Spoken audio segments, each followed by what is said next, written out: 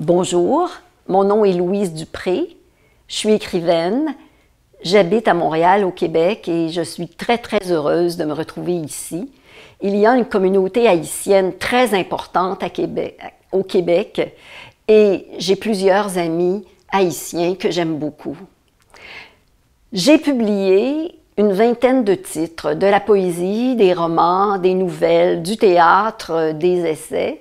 J'aime beaucoup me déplacer, passer d'un genre à un autre, mais à chaque fois, ce qui m'intéresse, c'est d'avoir un regard de poète sur le monde, c'est-à-dire d'aller chercher ce qu'on ne voit pas d'habitude, c'est-à-dire un passant, un chat, des arbres, bref, ce qu'il y a de petit, de banal.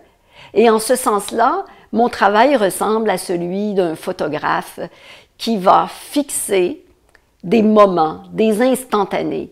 D'ailleurs, certains de mes poèmes s'appellent instantanés.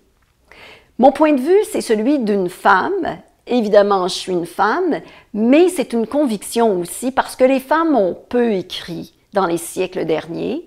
Au Québec, elles écrivent depuis le 20e siècle, mais surtout à partir des années 60.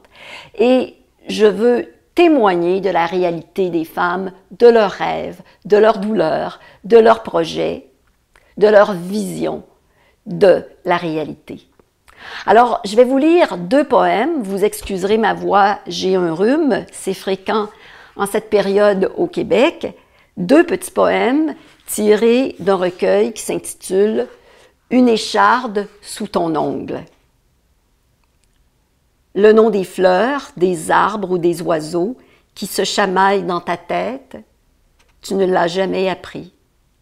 Tu le traces depuis cette mémoire endormie dont se gavent les livres. Boucle lente, petite danse, petits nids cachés sous leur paille, dès lors que décroît le chant de la nuit, que la lumière retrouve sur les lèvres le goût patient du pain. Et un deuxième, tiré toujours du même recueil. Toujours ce sera à recommencer, les gestes lents du soir et les ablutions du matin, jusqu'au divin jugement où se consumera l'or terni de l'origine. Tu ne sauras pas quoi répondre à la voix qui te demandera ce que tu as fait de ta douleur. Tu lèveras les yeux avec l'audace de l'amoureuse, en montrant l'énigme de tes lèvres, rougies à leur propre feu.